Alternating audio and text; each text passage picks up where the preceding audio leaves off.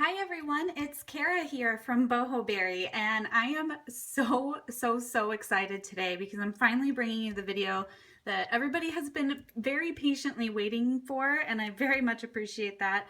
But this is my Getting Things Done review slash how I'm incorporating getting things done into my bullet journal.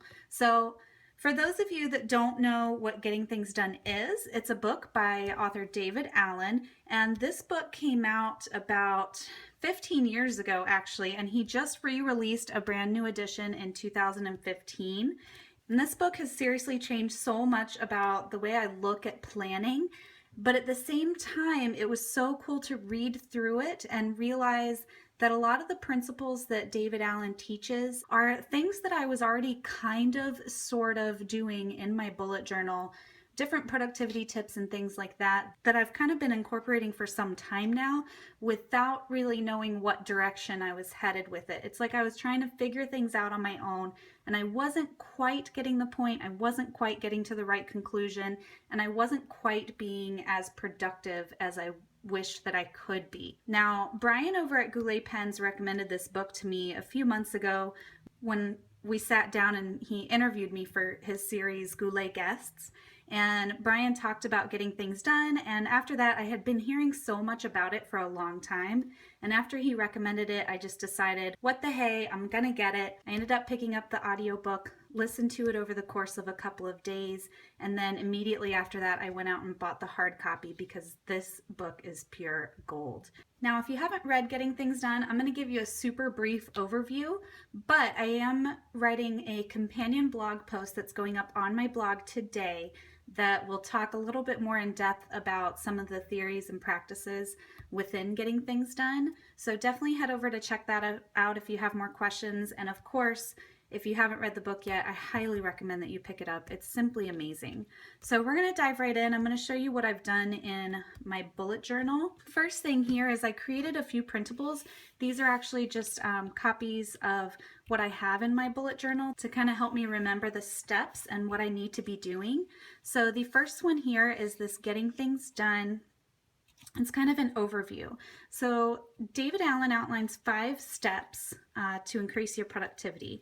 The first is to capture, and you collect everything that has your attention. So a lot of people will use a brain dump if you have an in basket, notepads, voice recorders. You just want to capture 100% of everything that has your attention. So everything that's in your mind, you want to get it down on paper, into an app, collect it in some way or another. The second step is to clarify and process what each of those things mean. So you want to ask yourself if it's actionable. If it's not actionable, then you would trash it. You can incubate it, which means maybe shove it to a someday maybe list or something like that. And the other option is to file it as reference if it's something you might need for later. And then if it is actionable, then you decide what the next action is on that item. And if it's going to take less than 2 minutes, then you want to do it immediately. If not, then you can delegate it to someone else if you can, and you can put that on a waiting on list, or you move it to a next actions list. And next actions lists take many forms, which I'm going to kind of show you here in a little bit. The third step is to organize. So you put it where it belongs. So you want to put your actions on the right lists. David recommends creating different lists for different categories, like calls to make, errands to run, so that whenever you're out running errands, for example, you would just reference your errands list and you know all of the things that you could possibly need to do while you're out and about. The fourth step is to reflect, and by reflect, he means to review frequently. The best way to do that is through a weekly review, and then I also do a monthly review at the end of each month to kind of really get the bigger picture and consolidate everything that's going on in my life. And during that review process, you would look over your lists, update your list, clear your mind, do a little brain dump, get all of the new things that have crept into your mind out and back into your system.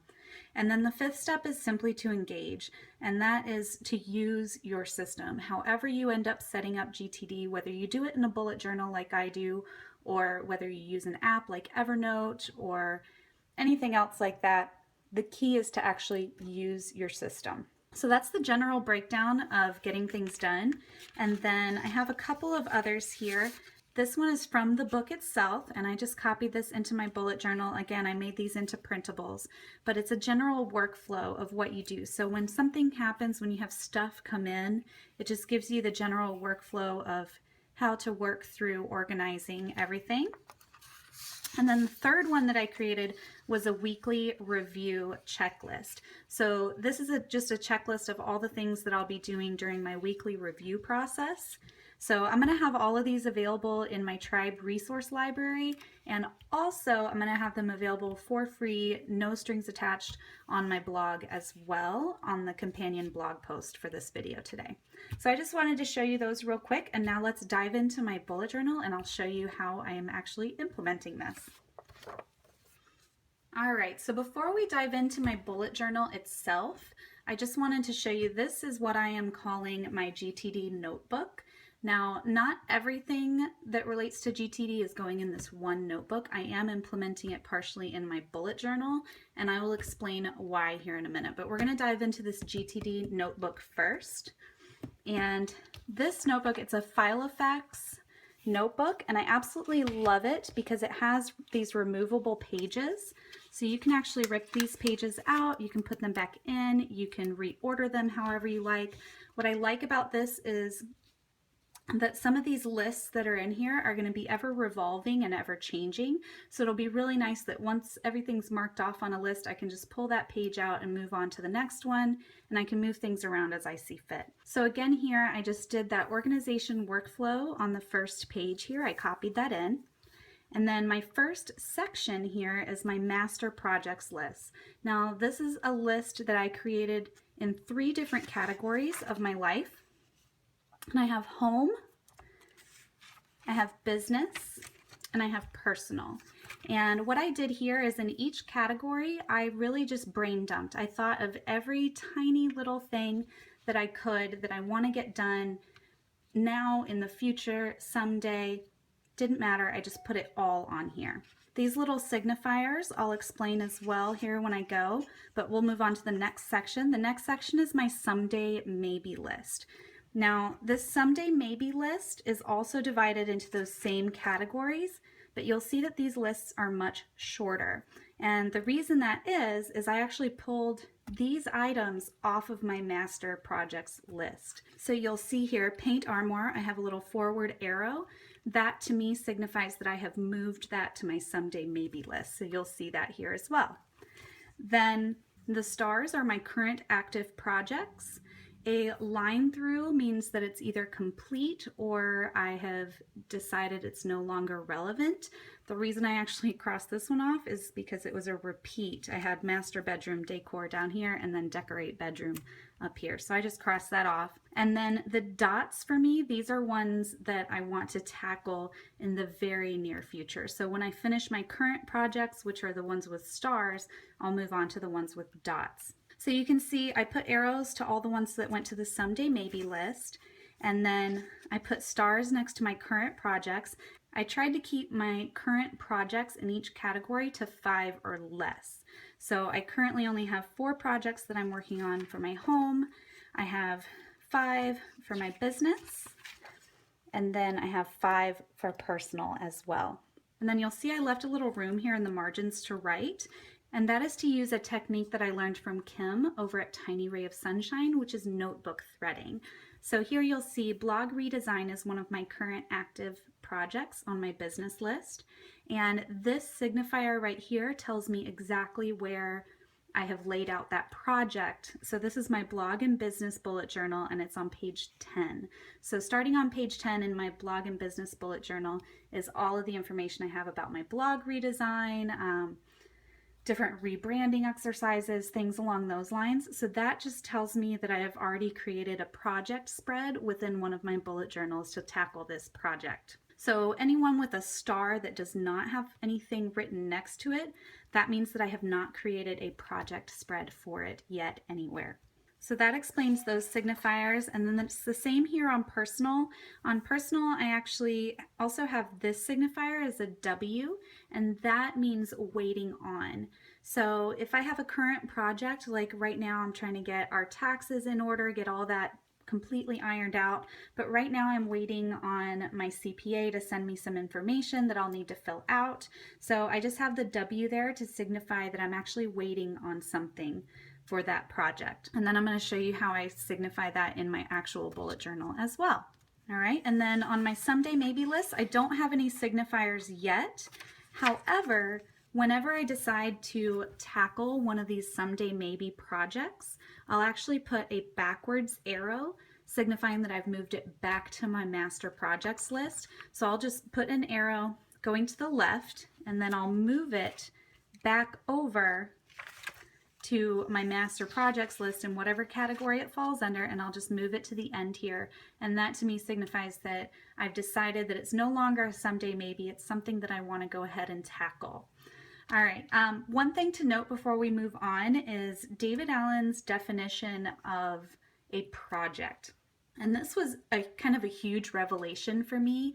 I've always said that in your to-do list, you really want to make sure that each item is actionable and then it's just one small step. However, what I didn't realize is I have a bullet journal full of to-dos and tasks that are not necessarily one small step. For example, I could have a to-do for the day to write a blog post about such and such. That would be my to-do, when in reality, that's more of a project because that blog post involves several different steps along the way. So that was something that really hit home to me. So a lot of these things like organize the coat closet, for example, like that could be considered to be just a to-do item or a task item by most people. But in fact, it's a project because within that, there are several different baby steps that I'll have to take along the way in order to consider that item complete. So when you're racking your brain trying to create these master projects lists, anything that you think of, if it requires more than one action step to complete, that is classified as a project and it needs to go in your projects lists. As far as this notebook goes, I actually have 2 more sections. I'm not entirely sure if I'm going to use them. I might. This is kind of going to be an ever-evolving system for me until I really get everything down pat. But that kind of gives you an idea of what's going on in this notebook. All right, and then moving on to my bullet journal itself. We're going to dive in here and I'm going to show you kind of what I've been talking about here. I've got a few pages marked. These are a few of the pages that I created those printables from. So this is the Getting Things Done outline. I also have this organization workflow. And then I have the weekly review checklist. And you'll notice here I have some empty days. This is actually because I was trying to kind of work ahead. Today that I'm filming this is actually Thursday, but I wanted to leave some space, have this weekly review checklist here so that on Sunday I can go through my weekly review and then start the new week. And the reason I wanted to leave that space and get this done is to show you some changes to my weekly spread. Now I talked about my weekly spread pretty extensively in one of my mini tip Monday videos, so I'll definitely link that up above here so that you can check it out. But this is my new weekly spread. And one thing that I was already apparently doing per GTD was to have a time specific and a day specific calendar. So time specific is going to be appointments and events that happen at a certain time of day on a certain day of the week. And then day specific are events that happen or deadlines or things along those lines that can be done at any time during the day, but definitely on that specific day of the week. Now this spread, I completely redesigned this side, and I'm going to show you my past week here. And you can see what I had was I had my blog and business tasks, home, meals, other, and then my dailies. Now I've kind of redesigned this, and instead of having, I'm going to go back to that real quick. And here's what I want you to note on this page is that all of these that I had as tasks in my bullet journal, a lot of these are actually projects. So each one of these items on here actually consists of several tiny steps that I would need to take. So each of these actually needs to be broken down into further steps and next actions. And I'll show you what I mean. My current projects, I decided to devote this part to current projects and just split it up between home, business, and personal. And again, remember how I said that I wanted to keep a maximum of 5 current projects in each category. So I have space for 5 projects in each of these. I just kind of shorten these to save space, but each of these is going to have a bunch of tiny little steps, which I'm going to break out in further pages in my bullet journal. I haven't done that yet, but actually I have done that with one of them. I've done it with my Etsy shop. And for those of you that don't know, I'm going to be opening my Etsy shop on May 1st. So I have a whole checklist here in my bullet journal of different things that I want to do and things that need to happen in order for my shop to open on May 1st. So this spread is the breakdown of this one project. So each of these projects is going to be broken down into its own spread so that I can track my progress in each area. But this is just so that I can see at a glance what things I should be working on this week. And then I have my waiting on list, and this is a new addition to my weekly spread. And instead of having just one major waiting on list in my bullet journal, I wanted to just kind of have it on my weekly so that every week at a glance I can just peek and see what I'm waiting on that week. And then my daily tasks, I've moved up to the top here. I'll plan out my meals for the week. And then I created this new section that I call Horizon. And these are the projects in my GTD notebook that have the little dots next to them. So these are the projects that are coming up as I finish a current project. I'll look through this list and decide what I might want to tackle next. Plus, it kind of gives me a peek into the future to see what I need to be thinking about, what I could maybe plan ahead a little bit on, and start creating project spreads for these future projects as well. And then I will carry on as normal with my daily pages. Now, one of the most important parts of GTD is identifying your next actions and having a next actions list. Now, for me, next actions are actually the to-dos and the tasks of the day. So what I plan on doing every day is to review my current projects, decide what my next action step is for each project, and write that down as my to-do list for the day. Now, some days I may get it all done, other days I may not, and I may have to migrate that task to the next day, but that's okay. The idea is to have a complete list of what my next actions are to get me just a little bit closer to fulfilling each project. So that is it. That's how I'm implementing GTD into my bullet journal. Again, I'm using a separate notebook to kind of keep my master lists and brain dumps a little bit separate because I would worry about filling up my bullet journal with nothing but brainstorms and master projects lists. However, I am going to be keeping my projects within my bullet journal. So anything that's home or personal is going to go here in my personal bullet journal, and then anything business related is going to go into my blog and business bullet journal. So I'll lay out those big project spreads in there as well. And yeah, I'm really looking forward to my dailies becoming a place of action, and I'm really excited about that. I'm really excited about each to-do item actually being a short, concise little thing that I can actually do and mark off within a couple of minutes. So I'm really excited about that. I hope that this kind of explained the system to you a little bit better, and I hope that you have a better idea of how you could possibly implement GTD into your own life. Again, if you have not read the book yet, I highly, highly recommend it. It's kind of a dry read. It can be a dry read, but if you're anything like me, like I'm a productivity and personal development junkie of sorts. So I actually really enjoyed the read, and I feel like most people that are into bullet journaling are actually going to kind of enjoy it as well. This book is chock full of quotes, tips and tricks, different ways that you can implement the system, whether it be digitally or analog with your bullet journal or any other form of notebook or paper.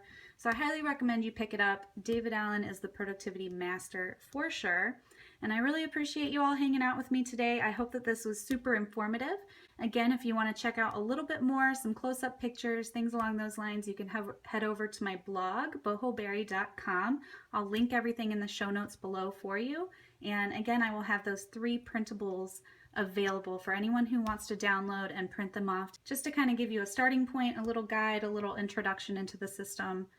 And then before I let you go today, I do have an announcement to make. Coming up on Monday, I normally do a mini tip Monday video on Mondays, But this week I'm actually kind of cutting it close to the end of the month. So I'm actually going to do my plan with me video for the month of May. I'm going to do that on Monday for you all. So you can look forward to that. It's going to be a little longer video than my normal mini tip Mondays, but I want to get that plan with me video out a little bit before the end of the month so everybody can plan with me. All right. Well, I will look forward to seeing you all on Monday. Bye.